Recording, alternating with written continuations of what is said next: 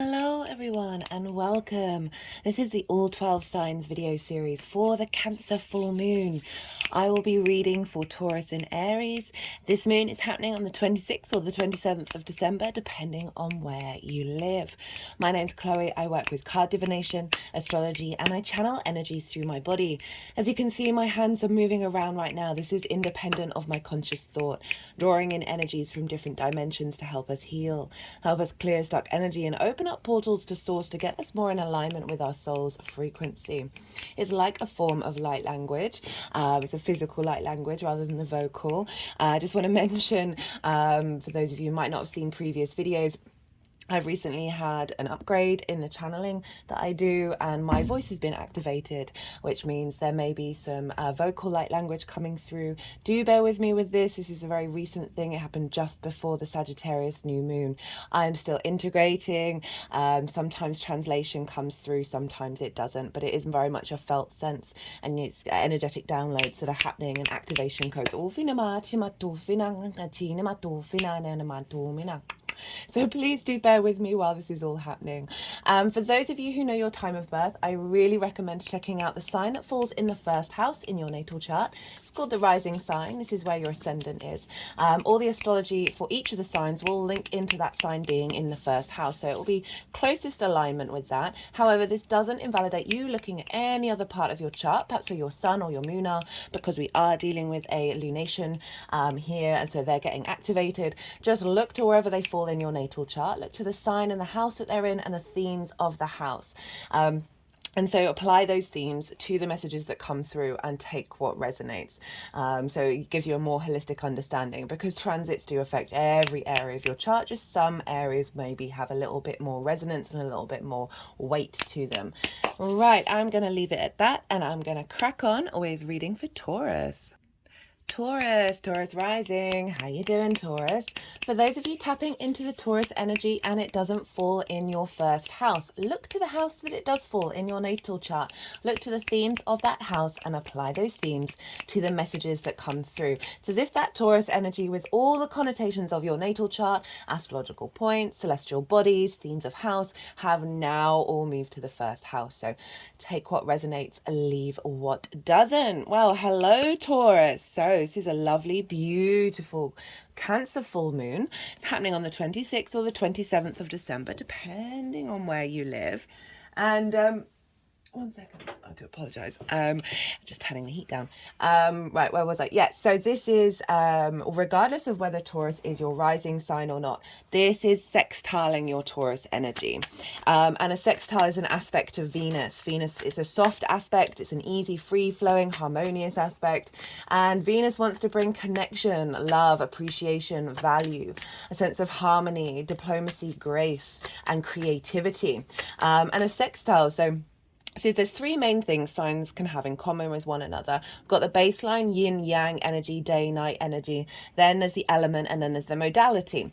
And with a sextile, you are both yin night in nature, so you've got this baseline in common, but you're different elements and different modalities. So this is where this, because of that baseline of being able to find harmony, being able to find appreciation and value for that which is different, because there's still that sort of core way of expressing that's really linked in, and also the brainstorming and the creativity, because you've got different elements, because there's different modalities, that you're able to be a bit more playful. Yeah, so it's a really harmonious aspect.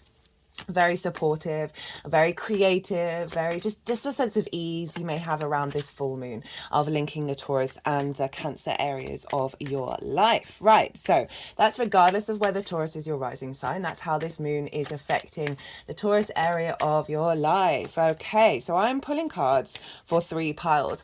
The first pile is the lead up to this full moon. Now this is from the new moon that we had in Cancer during Cancer season, the seeds that were planted around that time, the energetic download that's unfolded over the last 6 months, what's showing up for you, what you've been going through.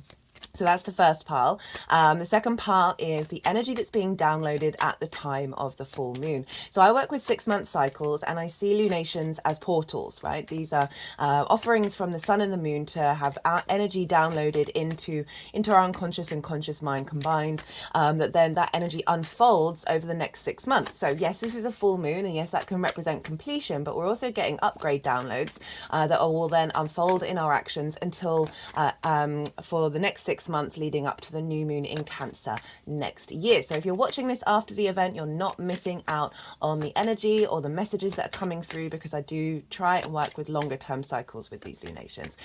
So the second part is how this energy, this download, is showing up for you in your vessel.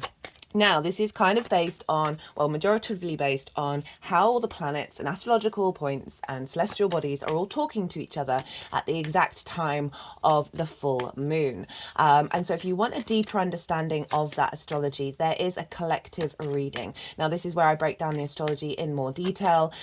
This is where I pull collective tarot cards. We've got all these oracle cards here, which I always pull before I sit down to do a collective transit reading. I haven't read these yet. This will be happening after I finished the All 12 Signs Transit series, and it's very closely aligned to the core channeled message that I picked up on before sitting down and doing the reading. It was also the first collective reading that I have done with light language, so it was a very different energy, a very different vibe. The energy that came through with that Cancer full moon was so soft, so nourishing, but it's also a great deal of strength there as well. A lot of power, because we've got the sun over in Capricorn. So if you want to go and check that out, of the astrology in a deeper level of what's being downloaded collectively in the second pile, and then the cards that show up are adding on to that flavor of what came up in the collective reading. So if you want to go check that out, that is already up, that's available. And the third pile is how is all of this going to manifest moving forward. So those are the 3 piles for the full moon. Full moons are a big completion time. This is when the full light of the sun is beaming onto the moon. I often find there's like 3 different patterns that can show up with a full moon.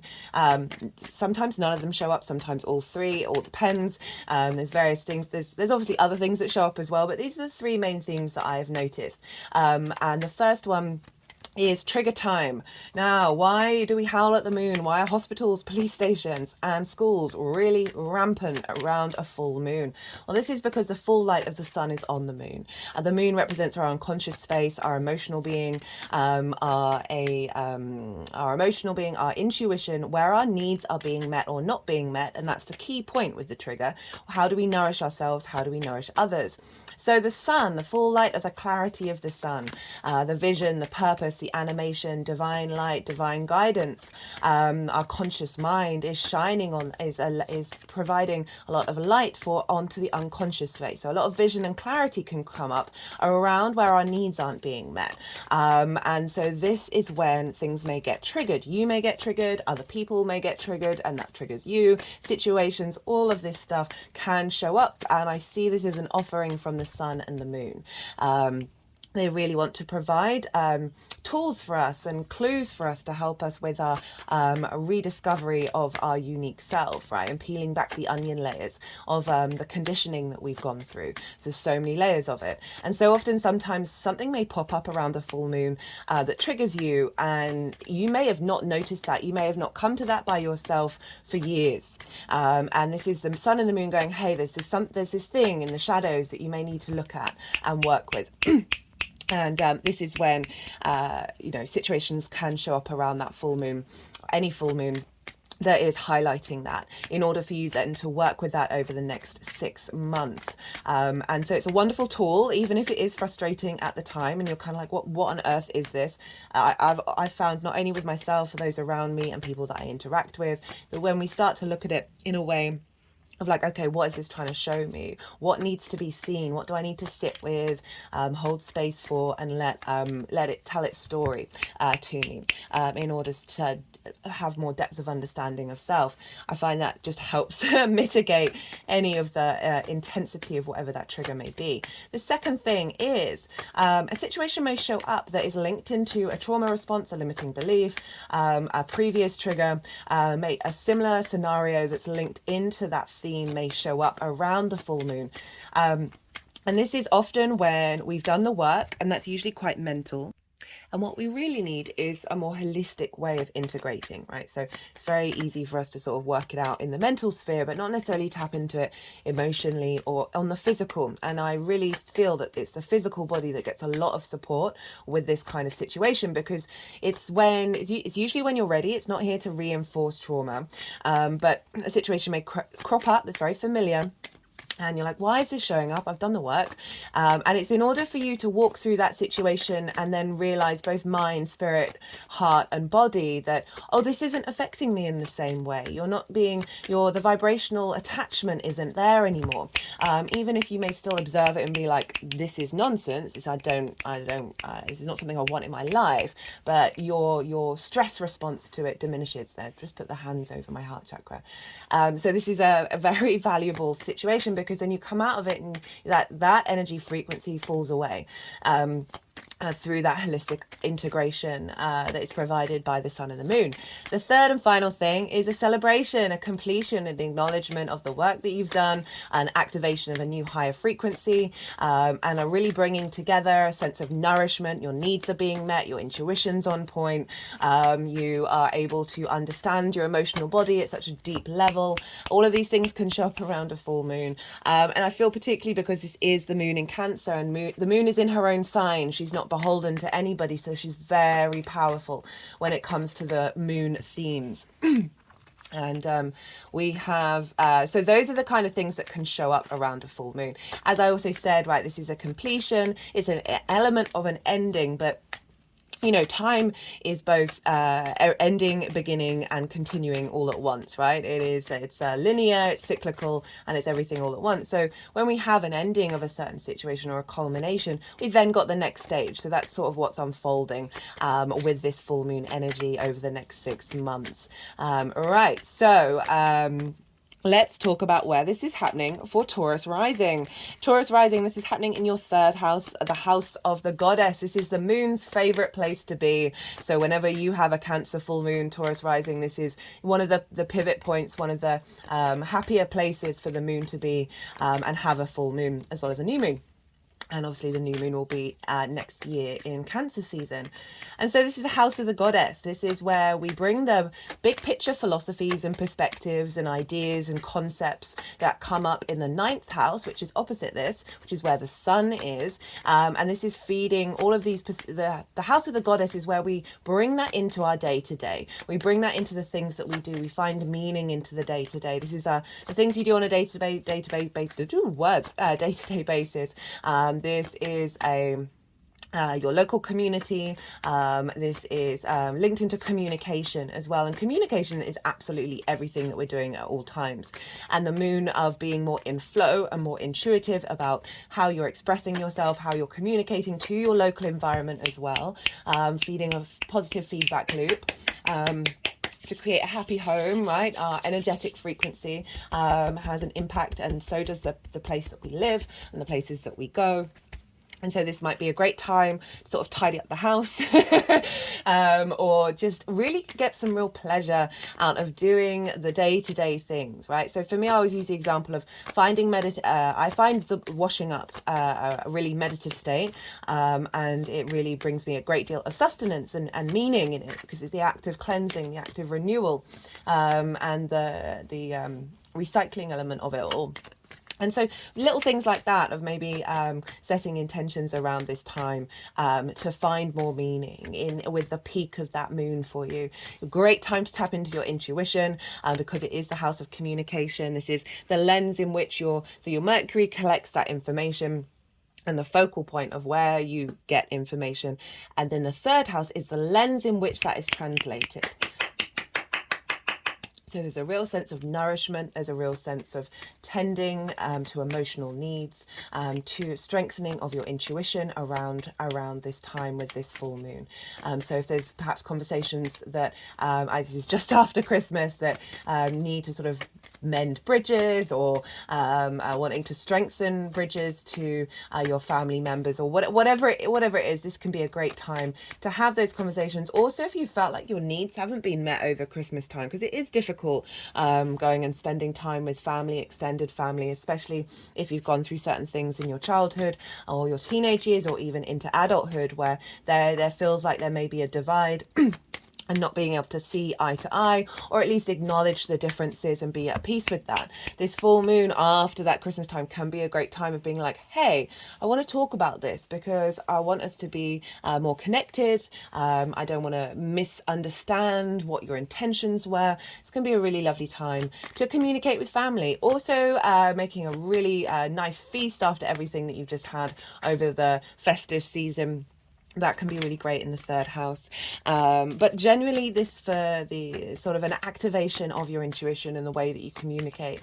And we want to look to where the sun is, and the sun is over in your 9th house in the sign of Capricorn. So we've got this strength, this stability coming up with the sun of who are you and where are you headed, and what is your legacy, and what is your responsibility and duty to understanding how you see yourself in the world, how you understand society, understand the universe, and your perspectives with that. And so this is calling these perspectives, the sun, the vitality of the sun, of understanding, a deeper understanding of your legacy and where you're headed, into the way that you express yourself and you find meaning on the day-to-day. So this can be a really great activation to add on another layer of you integrating these two things together.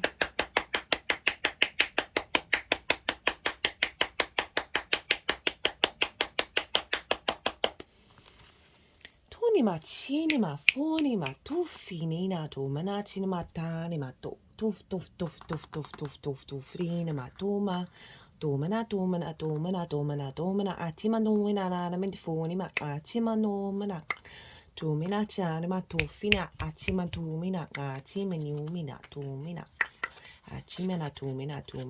So this is a card which says Council of Light, and it says divine orchestration, help us in the subtle realms. And there's this is a Lumerian, I think it's Lumerian, crystal that they were putting on the animal, of like clearing away a lot of blocked emotional energies. Especially after the festive season. And what was I going to say? Oh, there was something I was going to say. So the sort of the collective reading that sort of came through very loudly was I am complete in the emotional frequencies that you're at, right? So there's an element of transforming where you're at and activating new emotional connections, and really feeling that you are home within yourself and your emotional body. And this full moon feels like an activation of a new higher vibrational frequencies that are serving us in the long term, in the way that we connect with others, connect with our personal emotional responses. And this is because in the terms of the astrology, and I'm going to touch quite briefly on this, is that the sun and the moon are opposite one another, obviously. But they are, the moon is making a sextile to Jupiter, Jupiter's making a sextile to Saturn, Saturn's making a sextile to the sun. So they're all interlinked with one another. These two outer planets, longer term outer planets, are linked into the sun and the moon, and they are forming what's called a cradle, with that opposition, and then the sextiles there, and then we've got trines either side. So it's kind of forming like this basket in which we are being reborn out of. And it's the astrology is so beautiful, of really being supported and really being nourished in the earth and water, the yin areas of our chart, and with this sense of knowing and completion that you are home within that cradle. There is that element of the completion of that part of the cycle of being in the womb, and then we are being birthed out of this into a higher level of experience. For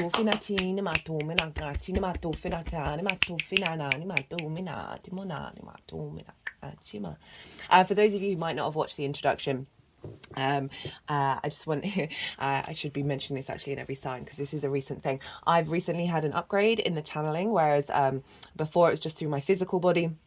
and now I'm getting vocal light language. It's happened just before the new moon in Sagittarius, so I'm still integrating. I'm not necessarily able to translate very much. Sometimes I can, sometimes I can't. It's all part of the integration process, but it is activation codes. It's whether you have a understanding of what it is that I'm saying is somewhat irrelevant.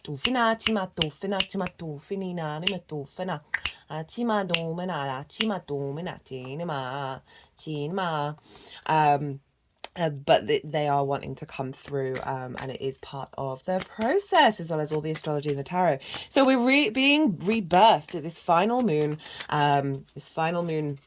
of the year, and Chiron has gone direct as well, so we've got a more forward momentum on the wounds that we may have been working on since Chiron has been retrograde, and this is a very beautiful, powerful, intuitive, sensitive, strengthening, holding, nourishing full moon for us to be rebirthed after the festive season and just before New Year. Right, so because the moon is in her own sign, so she is not being governed by anyone, so she's very much in alignment with the themes of Cancer, and also the themes of the house. And for you, that is your third house. This is also linked into learning something new, because it's linked into schools. And this also can be a clearing of any emotional trauma in the physical body around any situations you may have been in at school. That have diminished your ability to connect to your emotions with depth in a healthy way, and it's linked into siblings as well. So if there's been any ruckuses with siblings, this can be a great time of alleviating that, because one of the other things that came through in the collective reading is an activation that's going to unfold over the next 6 months of us being more intuitively sensitive to not only our own emotional body, our own traumas, but also that of other people. So whether you're conscious of it or not, I think it's going to show up in many different ways, but that baseline activation is going to be within all of us, so often there can be miscommunication, misdirecting. You can trigger someone without realizing it. Somebody can trigger you without realizing it.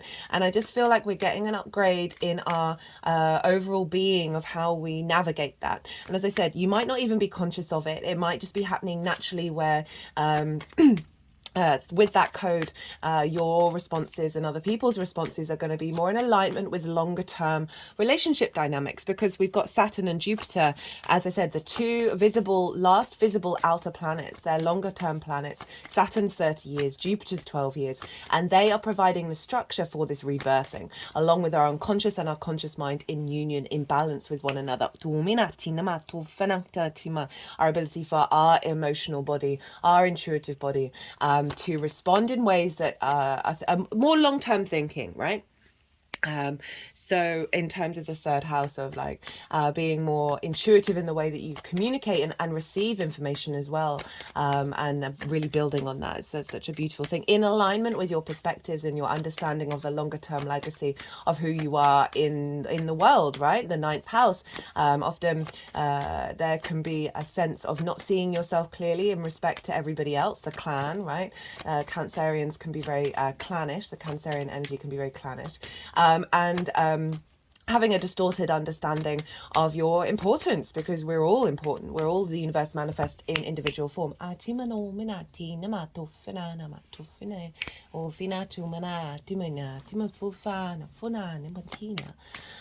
so this is really bringing in the commitment and understanding and vision with that sun, with this new depth of emotional ability to communicate. So because the moon is by herself, she's not governed by anyone, we're going to look to what's governing the sun, because obviously the light of the sun is falling on the moon, which is why you often have either one side or the other. There may be a trigger because it's highlighting where you may be out of balance in alignment of these two sides. Oppositions, we always want to bring it into balance. And so the sun can show us clues, and so we want to kind of understand what's going on with the sun. How is the sun being impacted? Now, the sun is in the sign of Capricorn, which is ruled by Saturn. And Saturn is over in the sign of Pisces, which is in your 11th house. And this is your house of hopes and dreams, friends, groups and alliances, and reaping the benefits from your 10th house, which is sort of career and life purpose. I've done quite a few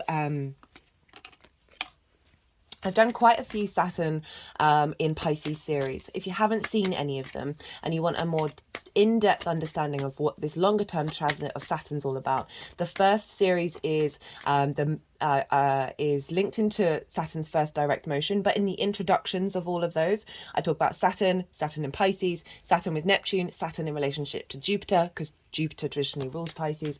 So that will give a deeper understanding. The second series was about the retrograde. You might want to go check that out to sort of revisit what's been going on over the summer with that Saturn retrograde. And then the third and final series is the Saturn direct, which happened on the 4th of November. So that's going to be, it's going to be direct until I think end of June next year. So that's a longer term cycle. So Saturn being in the 11th, this can be, the themes of the 11th, the sense of responsibility and duty, the sense of figuring out your own authority when it comes to friends, groups and alliances.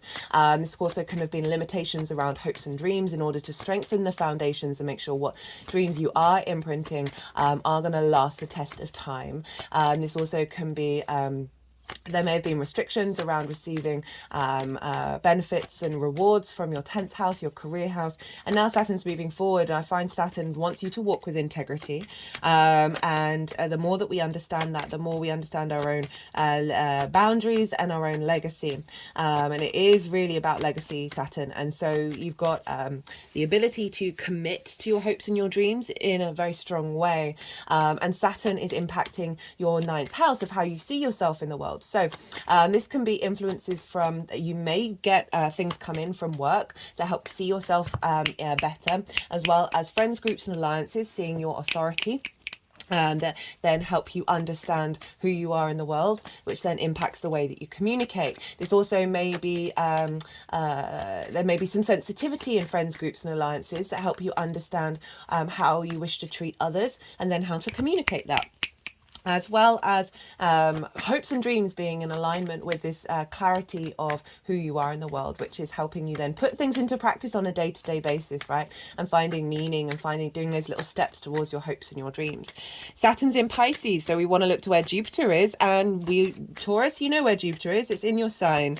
And so Jupiter's been there for a little while now. Jupiter's been retrograde since the beginning of September. Jupiter is still retrograde at the time of this moon. It's going to go direct a couple of days afterwards, so we're really going to see a big push forward of the momentum of Jupiter. Jupiter in your first house, I've done a Jupiter transit series that was just for the direct motion when it first entered, but I do talk about the themes of Jupiter in your first house and all of that, so you might want to go check that out. And so Jupiter in the first is embodying wisdom.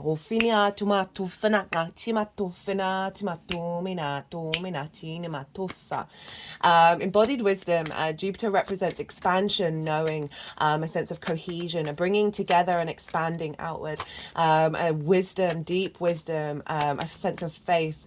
And with that wisdom, a deeper confidence within yourself can be explored, and that can provide a space for abundance, opportunities and luck. However, Jupiter has been retrograde, and this often means a restriction around all of those straightforward understandings of Jupiter. They can go inward, so it's an inner questioning, an inner development, an expansion of the inner vessel that may have seen you wondering who you are, how do you embody yourself, and what your character is and how other people see you, finding a little bit more wisdom and understanding in your physical body, in your senses,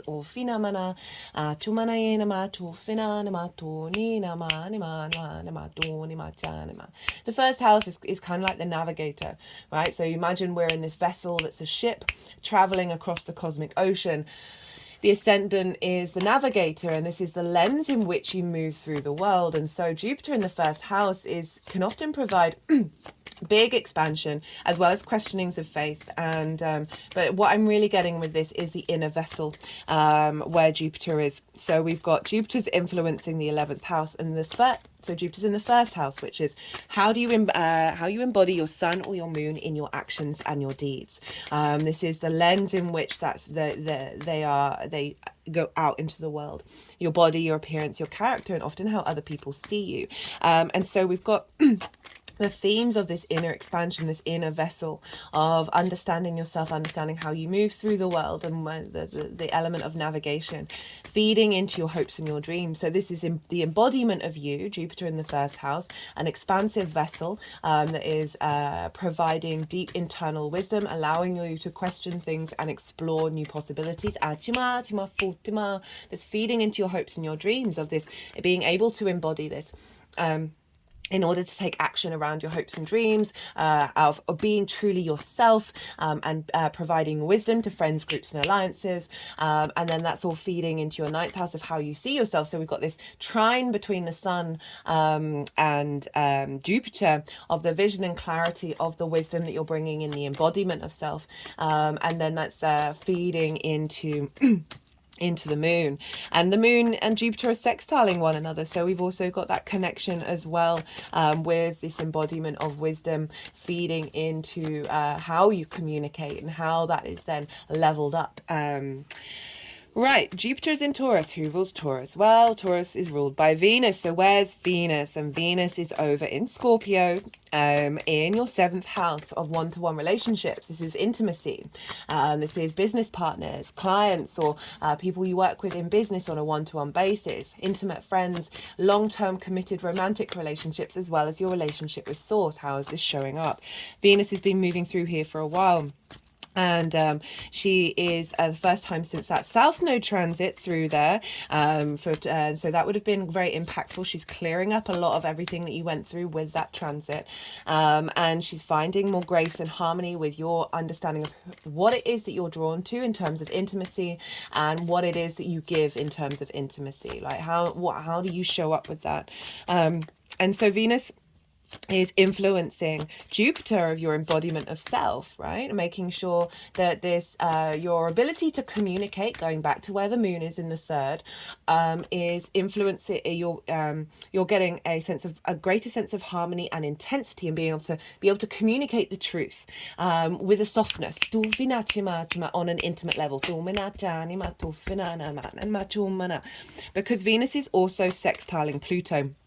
And this is really bringing in a sense of magnetism and power, a sense of transformation, a sense of intensity in understanding who you are in the world, and drawing in relationship dynamics that are a reflection of that, and that are able to receive your perspectives.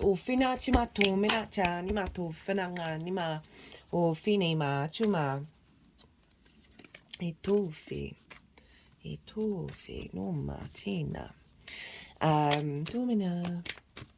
Okay, let's see. That is kind of all the astrology I was going to talk about, because I don't want to overload. Venus is also trine Neptune, which is beautiful. So a real harmonizing of the power of Venus in Scorpio, of being able to go into the darkness and transform, of being able to get into a level of intensity and connection, with Neptune, of that unconditional love, of being able to see many sides, being able to bring in different realities into your own, in terms of your hopes and your dreams, of being received, that intimacy of that Venus Scorpio, of being received from friends, groups and alliances. So very powerful, very yin energy here. We've also got I'm just talking a little bit more just because not all the cards have come out. We've also got Mars and Mercury. They're in fire signs. They're really they're conjunct one another. Mercury's still retrograde. It's going to go direct a couple of days after this, on the 1st or 2nd of January, depending on where you live. I've done a Mercury retrograde series, loved that, and it's so powerful, that Mercury retrograde. And so Mercury conjunct Mars with this, and it's very close. They're within 10 degrees ish away from the sun, so there's still that element of conjunction as well as opposition, of Mercury and Mars conjunct one another, of Mercury, that inner journey, that inner expression, communicating to Mars of how your actions are going to take place from that sense of the expansiveness of Jupiterian energy. In the sign of Sagittarius, there's more play, there's more the ability to move and be mutable rather than the sort of the personalized connections that we can have to emotions, and we think that they're very much ours, and not be able to be more in flow. So I really like that combination as well. Right, they put the deck down. If you know where your sun and your moon are, do go look to them where they are in your natal chart and the themes of the houses that they're in, because those themes will crop up around this full moon that will add on a personal level to this general reading. Right, I am going to go quiet. We just have the yang day, action side of the reading, the go, go, go, all the stimulation, all the extrovert, all the information. Now we're going to have a little bit of yin night, rest and digest time. I'm going to soften my mind and go quiet, let the energies move through me. They may want to do some physical energy work, some vocal energy work, as well as move the cards around and then put them into the 3 piles, and then I'll come back round and I'll bring the tarot into the astrology. I call you to soften your mind as well. You just had loads of information, let it all settle, and then see what intuitive hits crop up, because so often we notice what's coming up with a full moon a good couple of days beforehand. If you're, depending on when you're watching this, you might have a vague idea of what this is all about for you on a personal level. Tufinati ma tufi anima ufa ufi mati mbuchi ma tufanati na atima ominani mi animo fo odimina tufina ma tufa ofina ma tufa tini ma tufina matina atima tufi atimuna alamanumana atumina tufina tufatima tumacha tufina nama tuina ma tufala tufinita tufatuma tufina chatuma ufina tumanatina ma omina tufani fufatima to letina matumi atima toma tufina machi achima inima lo finina domina achima no monima achi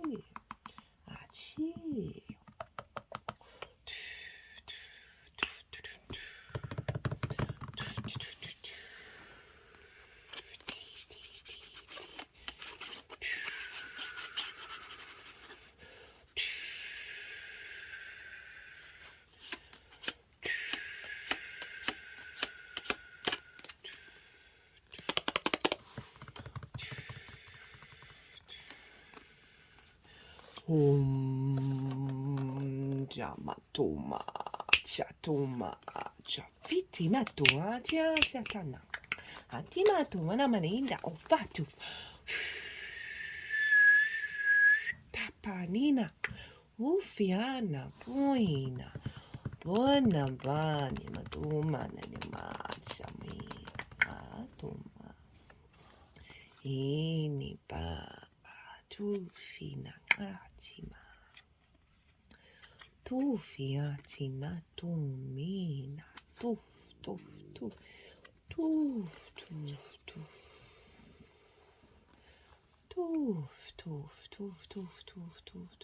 fini matuma achima tumina na achima numana. Okay, Taurus. So we have, for the lead up to this full moon, we've got the 3 of Swords in reverse and the Knight of Pentacles. So this feels like since that new moon, you've been putting in the hard work to pull these swords out of the heart. They just put one of my hands over the heart area, not necessarily the heart chakra.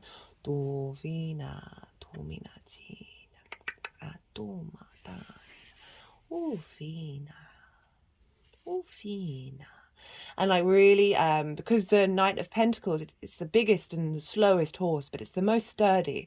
This takes time. This is an element of having faith in the process, and knowing that each small step that you're taking is getting you to where you need to go, and not needing to rush the process. You know, you see at the bottom here, you know, the field is plowed, it's ready for new seeds to be planted in. And it feels like the intention around that new moon, or the energetic download, was to help relay the ground, that the seeds of clear, this feels like seeds that were planted for clearing,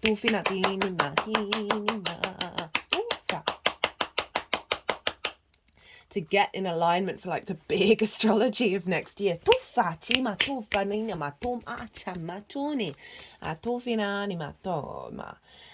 finding more, you know, in the Knight of Pentacles. They have oak leaves in the helmet, and this represents strength and wisdom, in order to keep doing the things that you need to do. That yes, you need to integrate, yes, these things need to take time in order to slowly release those thoughts, and being able to.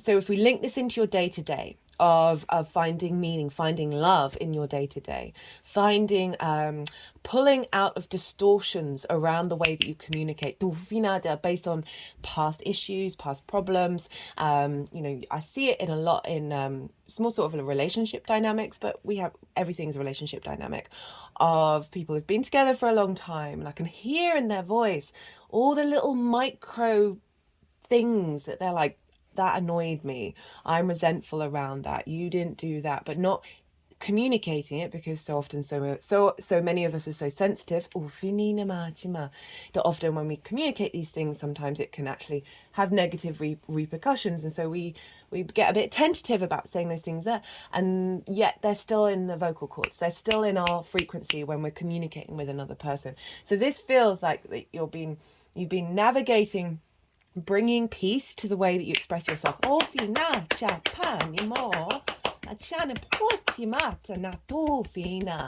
that takes time, because not only are you dealing with stuff in your lifetime, you're dealing with parental things, you're dealing with ancestral blood, ancestral lines, spirit ancestral lines, and past energy, and as well as the collective, our social collective, that is so embedded with so much heaviness and so much light at the same time. That this is a great combination, because it really is commitment. It's acknowledging. You may have been doing this unconsciously, acknowledging on an unconscious level that things need to shift in order to be more stable and strong within yourself. Okay, for the energy of the moon itself. So this is the download that's happening around the time of the full moon. This can be also things that happen around the full moon as well, but as I said in the introduction, I like to focus on 6 month cycles. We've got the 5 of Wands in reverse with the Magician and the Ace of Swords. I'm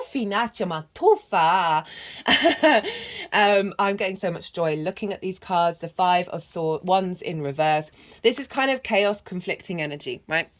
This is there's a lot, it just feels like a lot of energies fighting with one another, and nothing's quite getting momentum, right? There's movement, but there isn't necessarily there's also an element of conflict. Just put one of the hands around the throat chakra. An element of conflict of lots of different energies in battle with one another in the way that you express yourself, that may have things to do with you on a this vessel level, but also other things. And it's in reverse, which is saying this full moon, with the work that you've been doing of helping clear the emotional pain, the mental pain, is now bringing is clearing away chaos energy, clearing away this conflict of different frequencies trying to beat win and compete against one another. It's bringing calm into that, into the way that you express yourself, the lens in which you do so. I also really feel a high frequency of intuition, in alignment, because this isn't an alignment, but in reverse is helping break free of a lot of that stuff. And we've got the Magician and the Ace of Swords. Now these two energies can be very interlinked. I like the combination of the two of them. They're reinforcing one another. The Magician is this ability to create, to manifest in the world, of knowing the ebb and flow of the resources around you in order to bring things into being. And you know, it's ruled by Mercury, and obviously Mercury is how we collect information. So it feels like your ability to navigate. You see here the infinity symbol. This is acknowledging that everything is in flow, right? It's not just one thing or another. It's this and that, right? At all times. And also it can be the separation. But the Magician showing up, this is the performer as well. In the way that we communicate, of bringing some magic into the way that you communicate.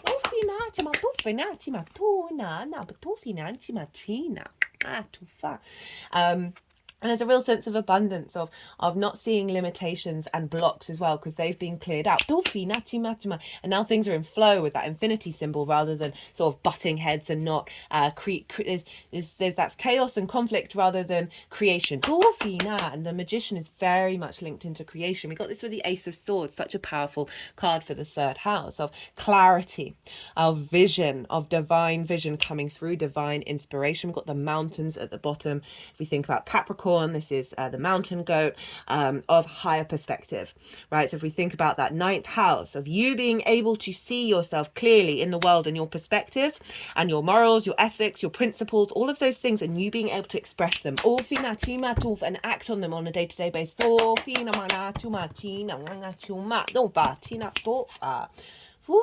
this is what's being birthed out in the world.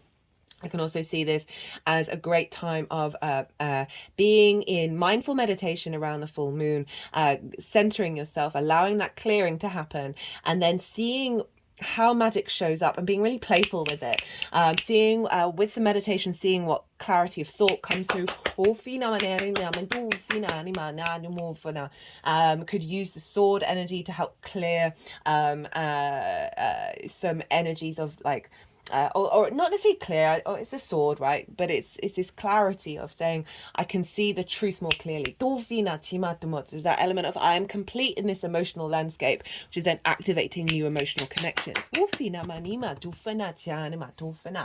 Okay, so how this energy is manifesting moving forwards, we've got the Two of Pentacles and we've got the Three of Cups.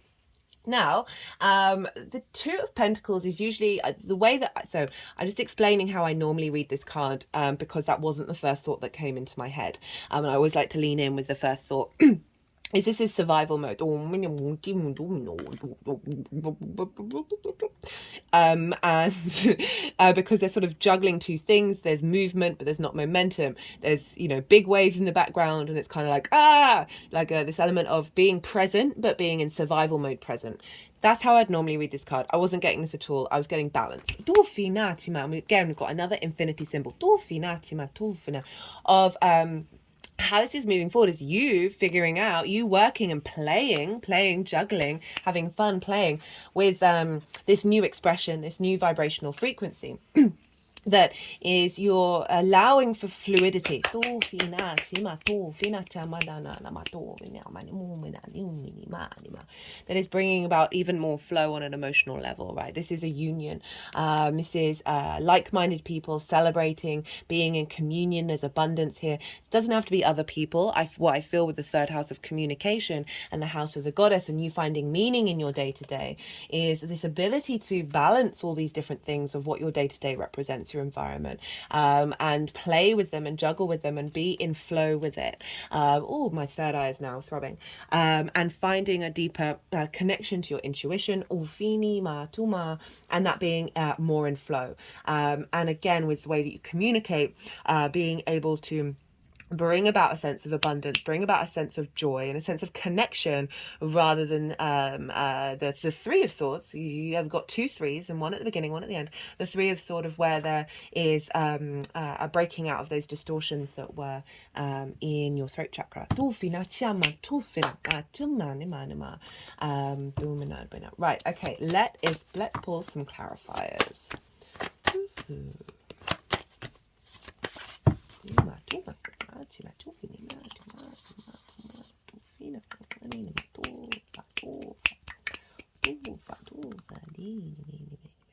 So So this is the birthing a new world card. Birthing new creations, dreaming a new world into being. They're focusing on the being word. And I did kind of blow my mind that we got the womb card and birthing a new world at the same time. This is the crystal skull of wisdom. It says clarity, divine healing, high vibrational energies. As I said, I will be doing a oracle reading after I've finished doing the All 12 Signs video series, right?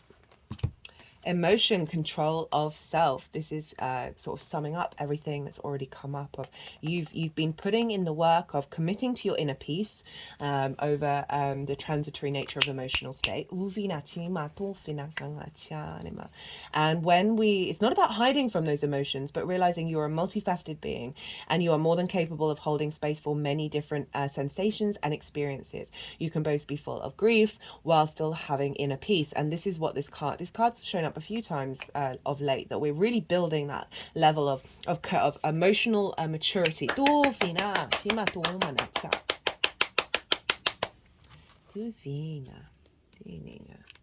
And then cut the deck and got attraction and manifestation.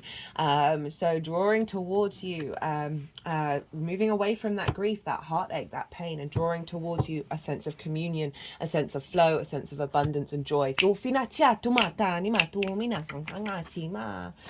one final card. Let's see what wants to come out from the numerology deck. All the decks in the description box, if any of them take your fancy.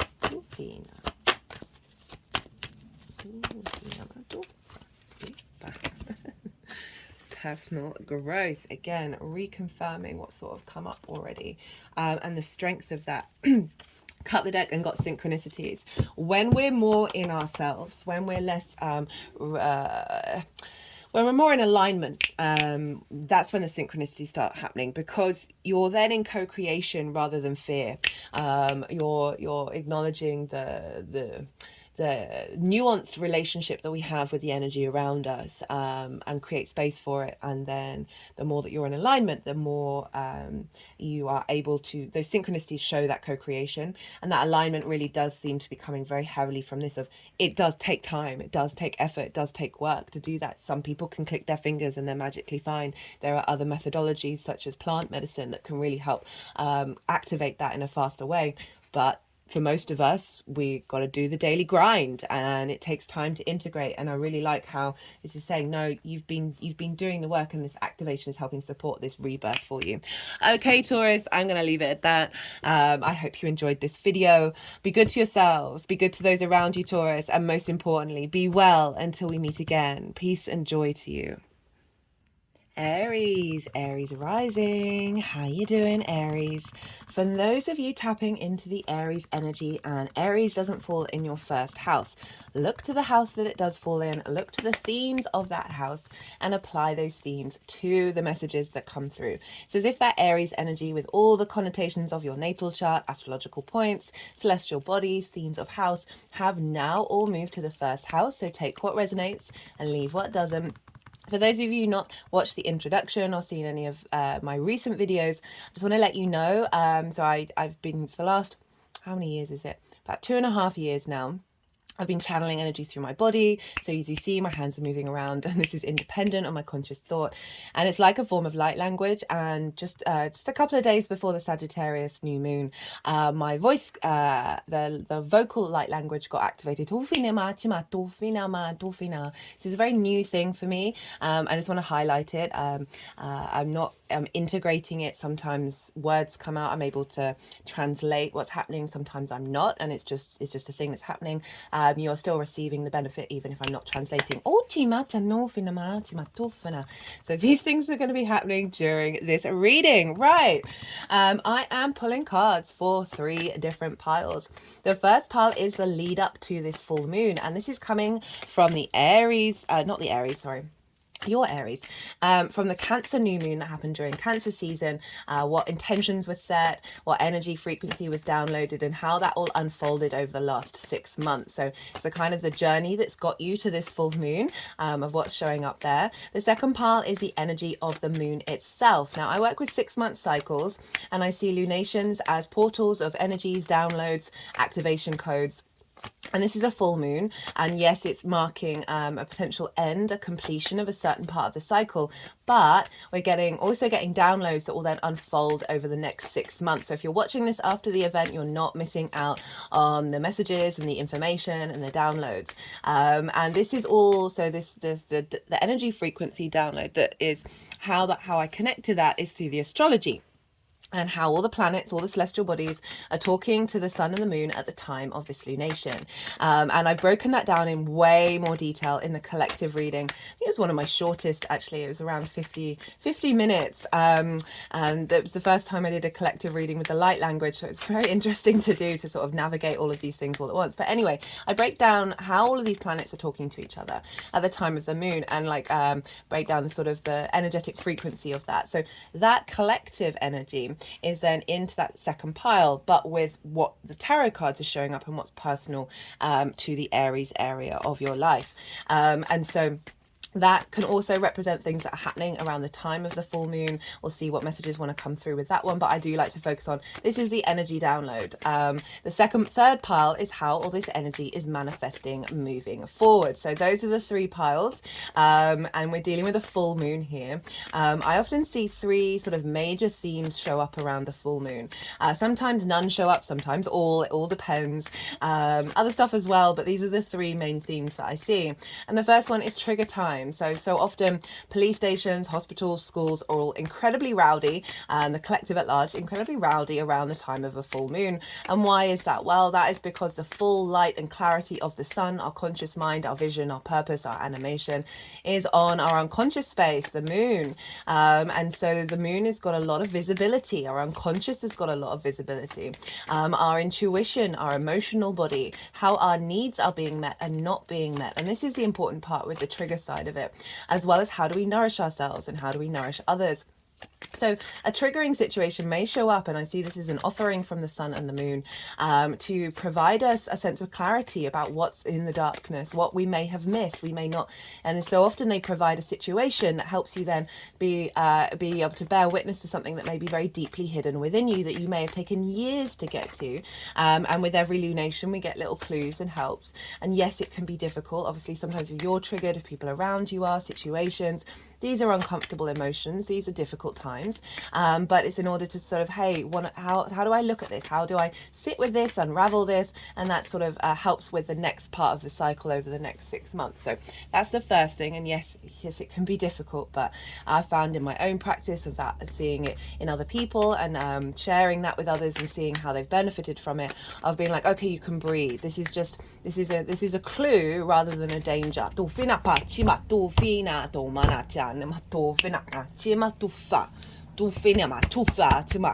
feel like there's a lot of strength coming through with whatever may come up. So the words that are coming to my head is, you are all warriors. You will have strength. Never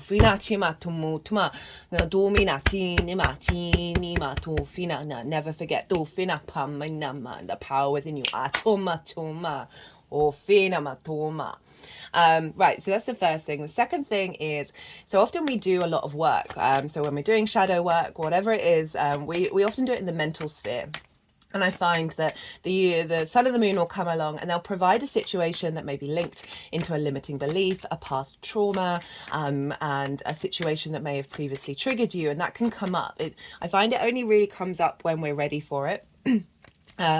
Of recreating a familiar trigger, right? A familiar distorted belief system, in order for you to walk through it both mentally, but more importantly, emotionally, and most importantly, physically, because we store a lot of emotions in our physical body.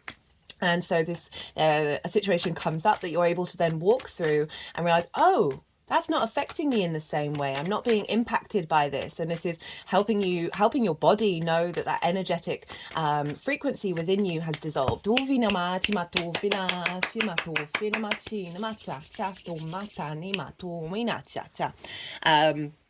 I was just thinking while they were doing that about how it's quite funny that the warrior energy came through for you, Aries.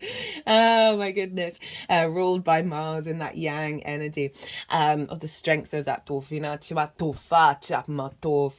One of the things that I did while I was when this first started being activated, I've got this moon calendar poster. And it's got the moon in the middle and all the 12 signs around it, and sort of tapping into the energy of each of the signs. And the Aries energy was very powerful, very strong, kind of like very fronting, like come at me, like I can stand it.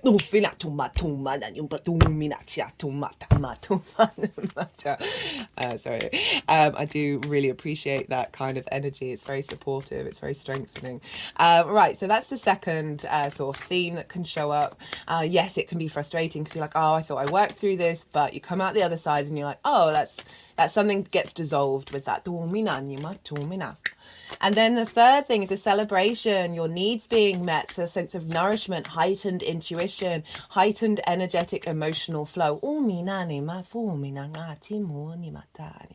Particularly with this Cancer full moon, because the moon is ruled by Cancer, and so she's in her own sign, she's not beholden by anyone, and Cancer is our personal connection to our emotional body, and so there's a real sense of strengthening here of that intuition, of our ability to understand our emotional responses. So those are the three piles. That's what's showing up. That's also what sort of the full moon can show up. As I said, it can be a completion, a celebration, as well as a revelation and download for that will then unfold moving forwards. Right, that's all of that. Now let's talk about where this is happening for Aries rising. Oh, I forgot to mention, regardless of whether Aries is your rising sign or not, Aries and Cancer square one another, as same with Capricorn as well, because the sun is in Capricorn, and we'll want to look to the sun as well as the moon. And these are all in cardinal signs, right? So this is squaring your cardinal Aries energy. Squares are an aspect of Mars. They can bring about conflict, drama, and frustration, right? Winning at all costs. And this is because out of the three main things that signs can have in common with one another, you've got the yin yang energy, you've got the element, and then the modality. With squares, it's just the top layer that they've got in common, the modality, the way in which they like to operate from a cardinal space, and so you're very instigating, very leadership energy. So this is when heads can butt against one another because they all think that they're doing it in the right modality, the right way. So there can be a bit of conflict. Obviously Mars is linked into the god of war. And we've also the other side of a square, right? This is high manifestation energy. This is friction. This is being forged in the fire. Square, it's a 90-degree angle. You know, if you put your fingers together and push really hard, there's a lot of friction, there's a lot of power there. And as I said, it's creation energy. It's a hard aspect, so it does involve a little bit more effort, but it is, it is without friction, we wouldn't have atoms rubbing up against one another, creating time and space in this linear 3D dimension that we're very consciously aware of. And so it is a high manifestation energy for to create in the 3D world. And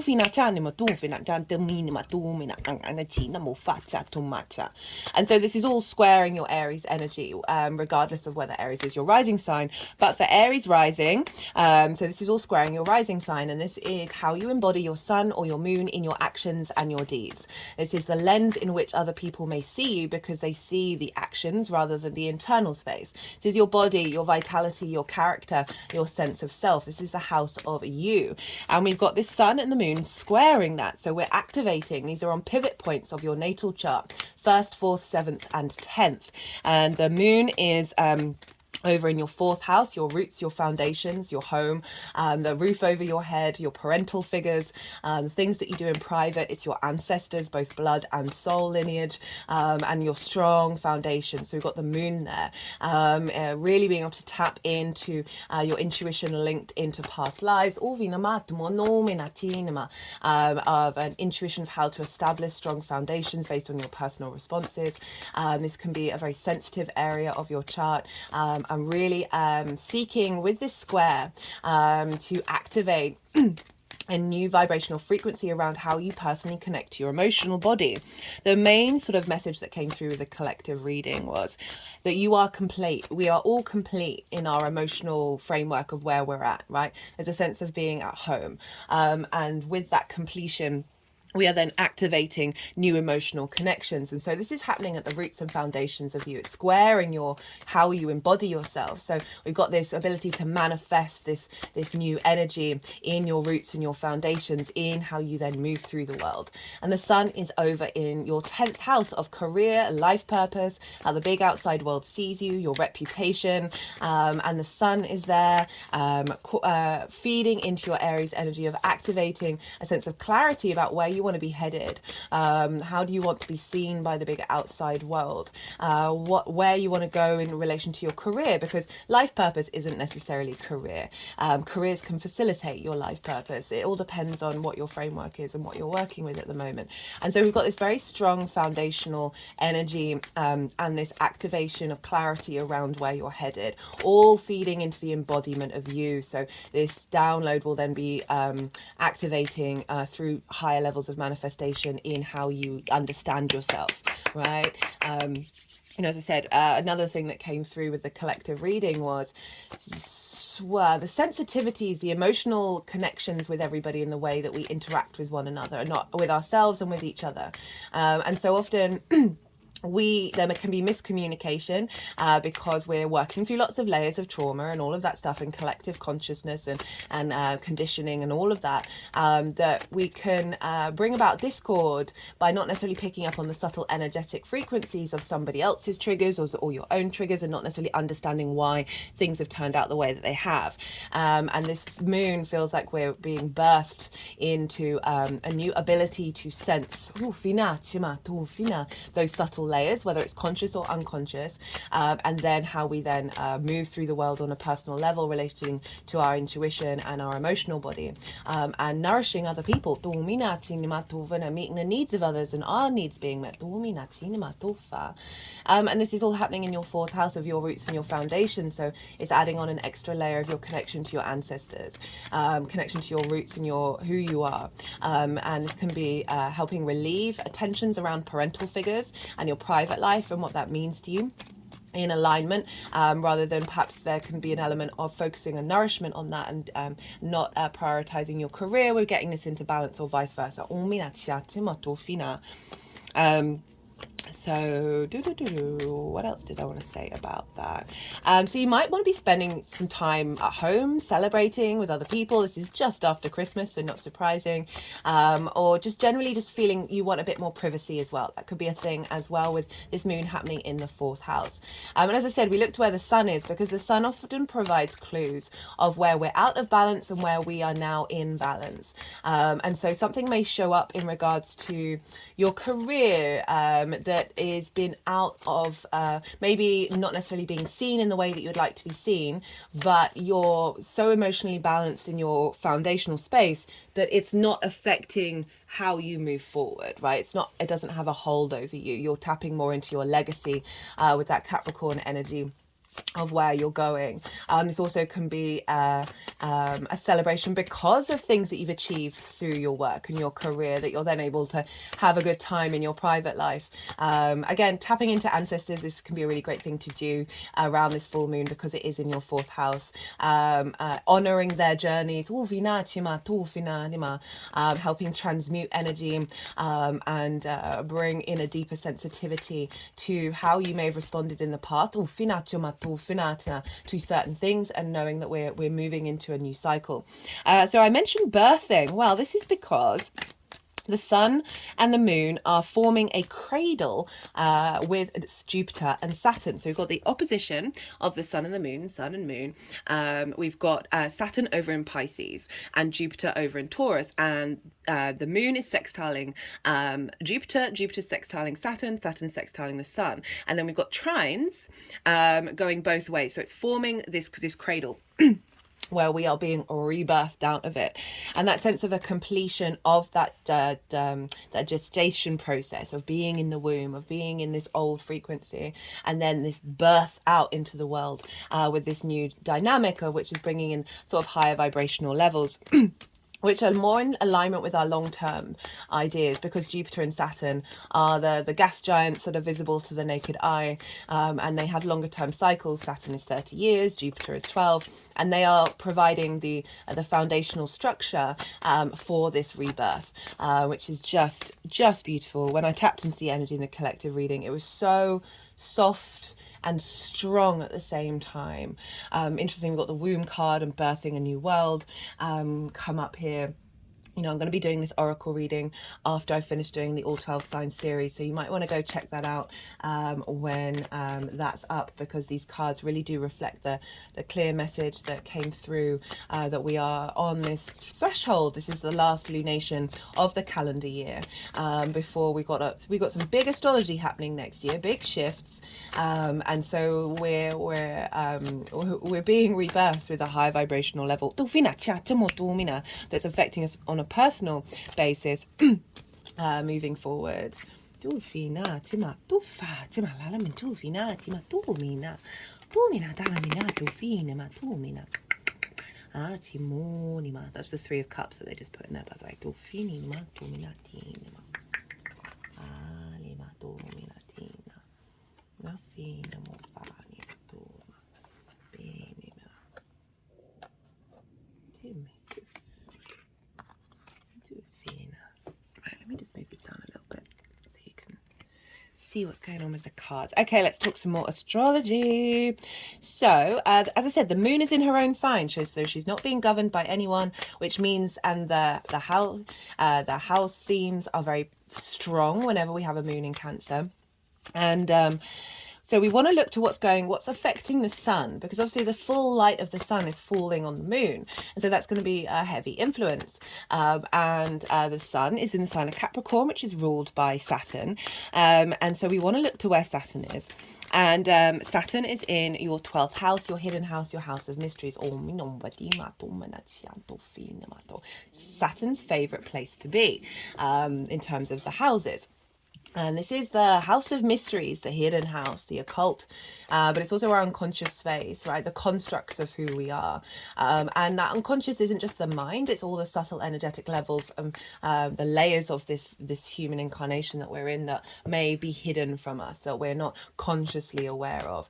And this is often where grief, loss, depression, isolation, anxiety can show up, right? So it's can be a really heavy house, but Saturn's there strengthening that area of your chart. I think I cried. I can't remember which transit it was for you, Aries, because there was such a beautiful alignment that with everything that's going on with that North Node in Aries in your sign. Oh goodness me, I can't remember which one it was. Anyway, the fact you got a lot of good stuff going on, Aries, that is helping facilitate you having a deeper sense of duty and responsibility to your own integrity and your own legacy. So Saturn over in the 12th, this is also underneath all of those trauma responses and limiting beliefs that create anxiety and depression and loss and grief and all of that, is the magic of your soul. It's a very magical house. Saturn can be really helpful bringing structure to that, bringing structure to your what is hidden from you, and strengthening your hidden foundations. And so this is influencing what's going on with the sun, of giving a stronger sense of authority in your hidden house, the hidden parts of you, and helping knock down foundational structures that aren't serving you in the long term. So this is linked into your career, your life purpose, and how you're seen in the world. And so often we can have distortions coming from the 12th impacting that. And so we've got Saturn helping support, give some structure there in order for you to activate a new frequency around how you look at your career and your life purpose. And then we want to look to where Jupiter is, because Jupiter rules Pisces, and Jupiter is over in Taurus, which for you is in your second house of how you value yourself. This is your resources, the skills and the tools that you have in order to make money. That's a lot of cards. Okay. I wanted all of them.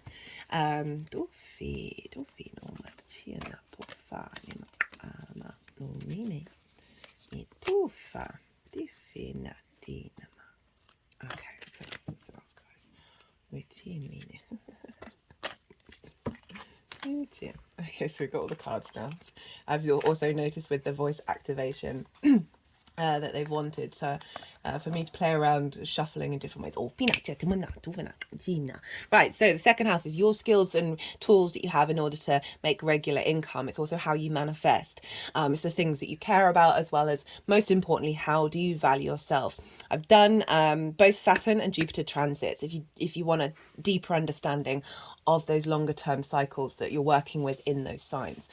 Jupiter in the 12th has been the second has been retrograde for a little while since September, so you may have found some restrictions around things from going inwards, not maybe a sense of loss of confidence in order to really re-question and bring expansion in the inner space, that retrograde yin energy of revisiting things, going over things. You might have been working on your skills and your talents.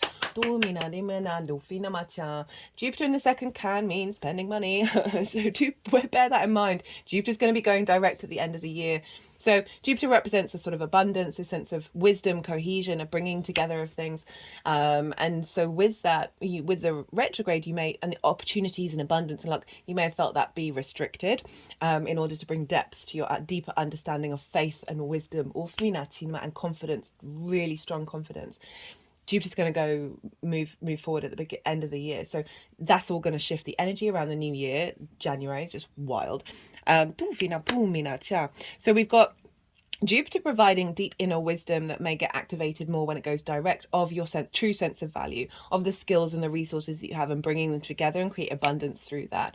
This feeding into Jupiter, saying, hey, we want this new sense of value to be in alignment with what's going on in the unconscious mind. My head's sort of moving back now, backwards and forwards. And then the same feeding into your career house of like, okay, where are we headed? What are we doing? Where's the clarity behind that? And then back into the moon with the reflection of making sure that your needs are being met in your home.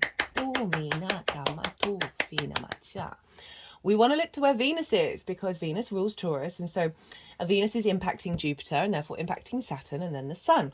And Venus is over in the sign of Scorpio, which for you is in your 8th house. This is the give and take between you and the outside world. This is the outside world's resources. This can be bigger chunks of money, inheritance, taxes. It's also mortgages and loans, so you're dealing with the outside world's resources, as well as cosmic inheritance and commissions, bonuses. Venus moving through there can bring about opportunities to help bring a sense of connection and value in what it is that you do. And she can be linked into money as well, so there's an element of that potentially popping up with Venus moving through Scorpio. But it's also the give and take between you and the outside world: time, money, things, energy, intimacy. It's how we receive, it's how we give, and the exchange with that, with anything other than yourself. And so Venus is in the sign of Scorpio, very ability to go to the depths of things, an intensity of being able to communicate your truth. There's an element of breaking against convention, and so there's a real liberation energy with Venus in Scorpio, of making sure that intimacy level is in alignment, and that there's harmony between the give and the receive. And if things need to be spoken, that they can be. And that's influencing your values and how you value yourself. So any distortions around perhaps giving too much, or not being received, or not having resources from the outside world, is getting into an alignment with strengthening how you value yourself. So often with the 8th, they say, do you need the outside world's resources? Do you have everything within you in order to then create in this world? And this feels like an activation of that. Venus is also making a sextile to Pluto. And so this is in your career house of an intense transformation and magnetism of where you're headed and what you're doing in the way that you are received, right? Venus wants to bring harmony and grace, a sense of connection. So a rebalancing of that. Okay, all the cards are out, which is great. And the last thing I would say is look to where your sun and your moon are in your natal chart, because and the houses that they're in and the themes of those houses. Those themes are likely to crop up, maybe one, maybe two, maybe all of them, with every moon. So it's really helpful to add on personal understanding and a bit more meaning on a personal level in relation to your natal chart on top of this general reading. Right, all the cards are out. We just had the Yang Day action side of the reading, the go, go, go, all the stimulation, all the information, all the extrovert. And now we're going to have a bit of yin, night, rest and digest. I'm going to go quiet. I'm going to go consciously quiet because they might want to do some light language and let the energies move through me. They might want to do some physical energy work, some vocal energy work. They might want to move the cards around, and then they'll put them back into the 3 piles, and then I'll bring the tarot into the astrology. I call you to soften your mind as well. You've just had loads of information. Don't try and overthink it. Don't try and force it. Let it all settle into the unconscious and digest there, and then see what intuitive hits are coming up for you in in relation to this read. There's quite a few cards here for you, Aries.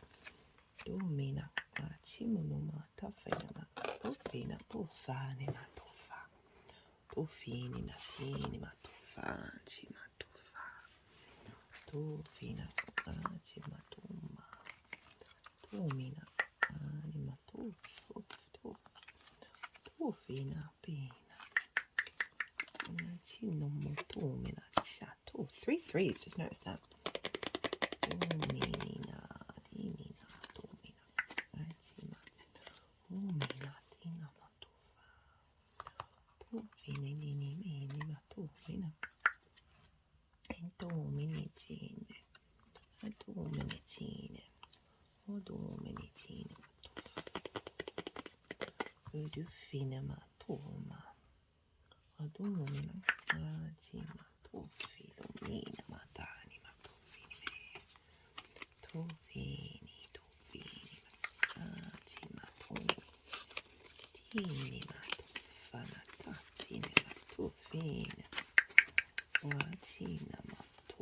Hofina hopa chatoma achimatomina chanama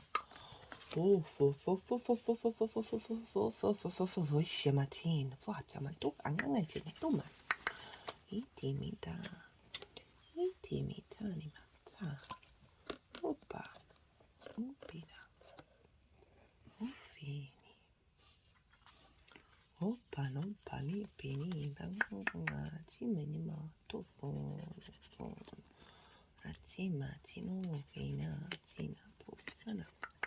Interestingly, they're doing things with all the feet on the cards with this Page of Cups, sort of grounding at the roots and foundations of you.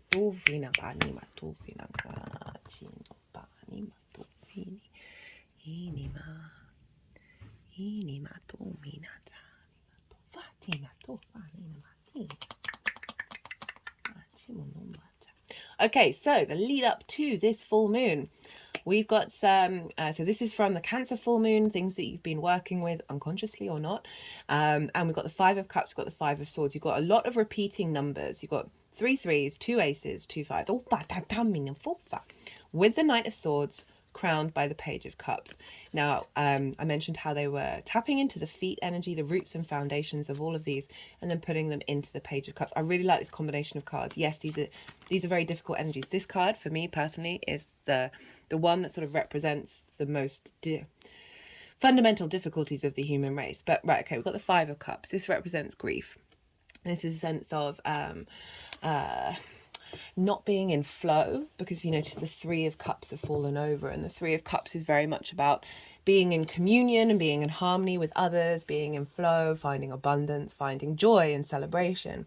Grief is such a natural human experience that we're all on, but it's not linear, and this card really calls you to understand that it is both this and that. So for now, we've got the 2 of Cups there, that sometimes we can get stuck on this side and not turn around and realize, no, there is still joy, there is still union in your life, there is still the ability to hold space for both of these energies and then go over this bridge into this new home. Okay, you know, 4th house is very much linked into the home and your roots and your foundation. So this is saying that there may have been situations that have shown up with that have activated this energy, or just sort of prepping yourself and clearing the way and knowing that there are past experiences that you're kind of making peace with.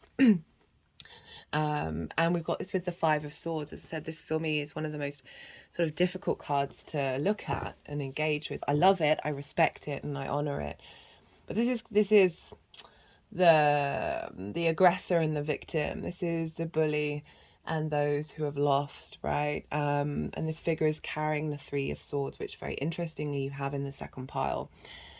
And the Three of Swords, we know the visualized representation. I can show you. It's heartbreak, it's grief, and it's sword energy. So it's these spells that have cast over our heart energy that means our heart energy is distorted. And this figure has won, but what cost? They've won the Three of Swords. And so often the bully was bullied as a child, right? Trauma begets trauma. It's only in very rare occasions that that's not the case. And sometimes we can get stuck in victim mode. You know, often quite rightly, if difficult things have been happening. But certainly we can get stuck in that space. And this is about fluidity, of breaking through those things. And this can also be your mind, your bully in your mind. That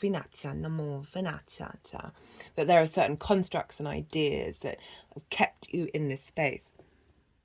Apologies, I just had to pause for a second. I had a little something stuck in my throat. That there are certain ideas and constructs of what intimacy in your private place means to you in your home, and this can be working through old parental issues where there may have been this power dynamic, and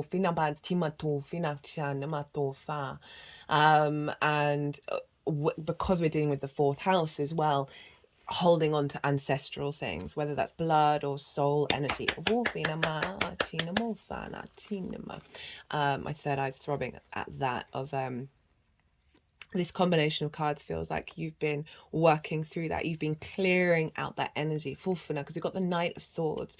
This is the fastest knight. The knight, there's a real intention with the knights. They embody their element. They embody the suit that they are part of. And this is swords. This is clarity. This is truth. This is new constructs, new ideas, and really believing in it and taking action on it. It might be that there's been some fast moving things happening in your home life that have helped bring about a sense of shifting this energy. Because sometimes the Knight of Swords can be fool's rush in. And I'm not really getting that so much. If there is an element of that, of like quick to words, quick to fighting, very much my way or the highway, my ideas are right and I'm not going to listen to anyone else because they're moving so fast. If there is any element of that, I feel like that is also getting cleared out and giving a sense of grounding and sense of peace in the way that the cards are reflected. But it does feel that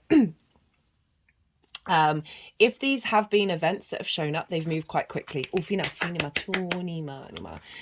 order to give you the space to contemplate a new way of engaging with that information. Page of Cups, pages share information. They're very excitable. They can bring messages.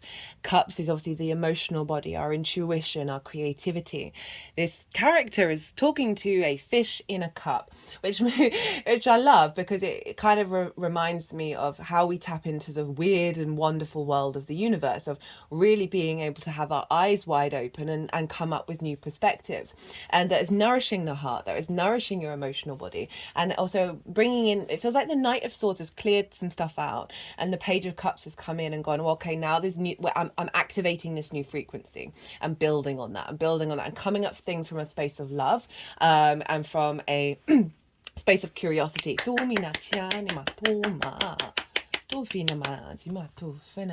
that's the lead up to the full moon, and then we've got a fair amount of cards here. We've got this is for the moon itself. This is some big energy coming for you for Aries. Got the Ace of Swords, Ace of Cups, Three of Swords in reverse, Three of Pentacles upright with the World card. So we've got some mirrors here. We've got two aces, two fives, two aces. We've got three threes because I'm pretty sure, the Three of Cups is over there. So we've got the loss of the Three of Cups and then the instigation of it. So the Ace of Swords, Ace of Cups. So I love this. This is clarity, emotional clarity. It's kind of like the themes of what I've been talking about. Being able to navigate our emotional body with a higher perspective. You see the mountains in the background, they do represent a higher perspective. This is vision and clarity, a sense of emotional abundance. The cup is runneth over, and peace. They're sort of moving around the throat chakra. This is a renewal of all those themes of the fourth house, and how you then bring that into your body and manifest it through your embodiment. There's a real sense of the decks having been cleared, and bringing in a higher vibrational frequency in the way that you tap into your emotional body, tap into your intuition when it comes to being in connection with the ancestors, connection with the people around you on a private level, and just generally your foundational space having a lot of renewal. And this is with the Three of Swords in reverse and the Three of Pentacles. So this is acknowledging that this new moon is through what you've been working through. You've been putting in the work, and now this is all going to start to manifest, because we've got the Three of Swords in reverse, which is saying that heartbreak, that heart pain that may be carried with that Five of Swords is being transmuted, right? It's bringing in collaboration. So again, I can link this into clearing out some ancestral stuff that is affecting your lineage and your lifetime and your frequency in this reality and many others, because this is the card of mastery and cooperation and collaboration. So this figure knows their value. And if you think about Jupiter over in the sign of in the house of how you value yourself with your unconscious space, of working through a lot of that and bringing things together, so you know your strengths, you know your foundations. This figure knows what they do, they know that they're good at it, and they're drawing towards them other energies that have other things to contribute in order to create something beautiful, long lasting. So I could look at this of people that you live with and being able to collaborate and build a beautiful home. I can also see this as the ancestors who have skills that are a part of you, that they can help facilitate, create your foundational space and make it beautiful and long lasting, that is no longer sort of with the foundations of heartbreak and distortions of your heart energy. And we've got it with the World card. This is Saturn's card over in the 12th house of know thyself, the world opens up to you. This figure used to be a hermaphrodite, acknowledging the masculine and feminine within you. When you know yourself truly, you can expand, right? It's a zero. It's the end of the tarot. It's a completion of who you are and what you are, but it's opening up possibilities. It's starting all over again. So it's a real strength of character coming through. And for thinking about your 10th house as well, that there's an alignment happening where your foundational space is giving you a great deal of strength in order for you to be seen in the world.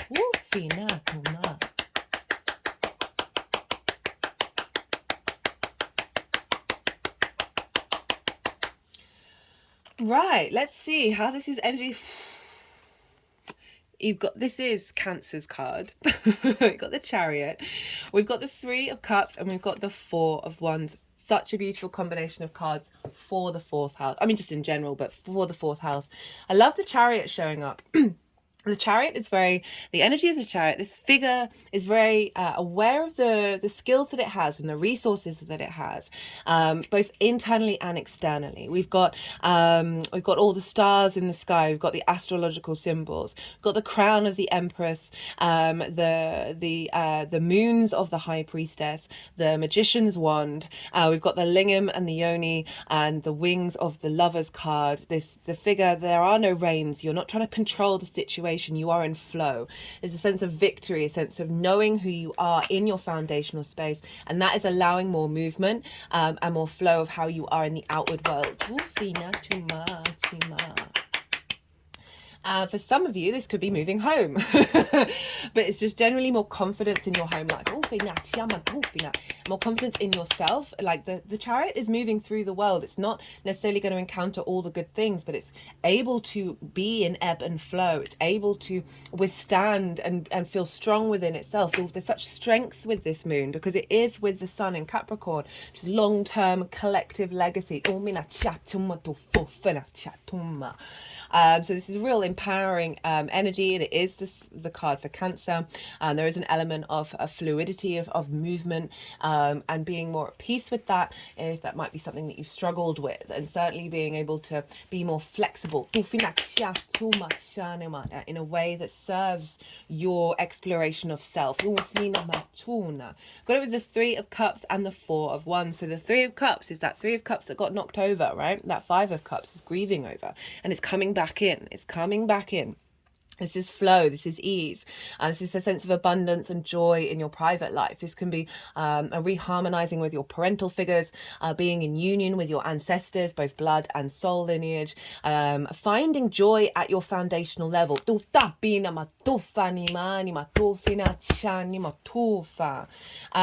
which is pretty powerful with the Four of Wands. This is about celebrating after putting in the hard work. I link it into the harvest. The harvest is an ongoing thing. You've got to tend to things. You've got to work together with others in order to bring in the harvest, bring in the bounty. And this is the celebration at the end of it. So it's a sense of a harmonizing with the people you live with, or with people, your ancestors, energies around you in your home. What the work is activating is like bringing union and bringing harmony, doing the mindful things on a day-to-day basis to help strengthen your home frequency. So you're in union with one another rather than conflict. This is also milestones. So this is celebrations. Those of you who might be moving and wanting a new home, an acknowledgement of there may be that milestone or some big event that's happening in your private life, right? That is marking the passage of time, because the Four of Wands it is celebration. So there's a real joy coming in after that conflict and grief, which is really quite beautiful. And if we think about Venus, actually, let's go back to Venus, because she's in your 8th house of the give and take between you and the outside world, and she's impacting Jupiter and how you value yourself. She's impacting Saturn of what's in your unconscious space that needs to be brought into union and harmony, and it's in the give and take between you and the outside world. And you've got a lot of collaboration cards showing up rather than the isolation or the conflict energy. So there's a real shift in the alignment with the outside world and the 5D world.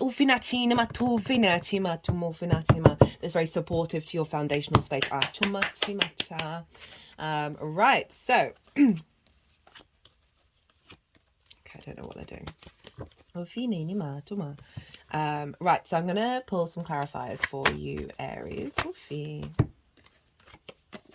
We've got healing, service to others, and so what's coming up for that is what you've been going through. You're not just doing it for yourself, you're doing it for the ancestors as well. And when we work on the present, we open up pathways to the future and clear blockages to the past.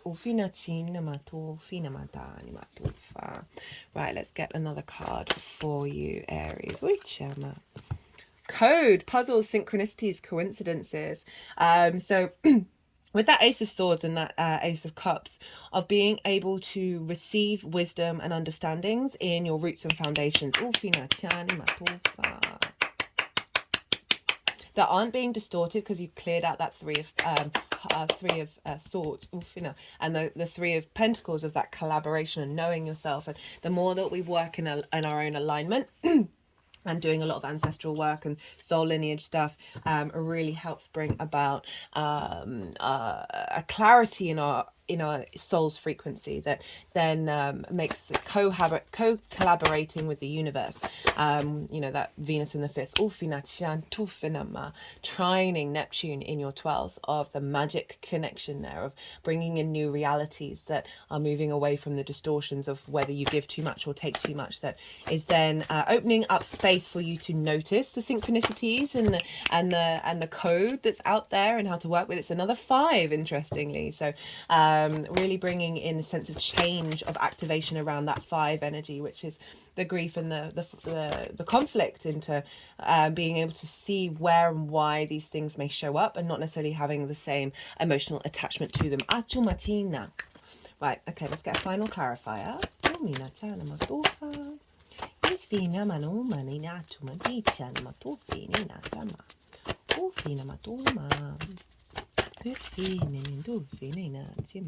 environment and synchronicities. Love that.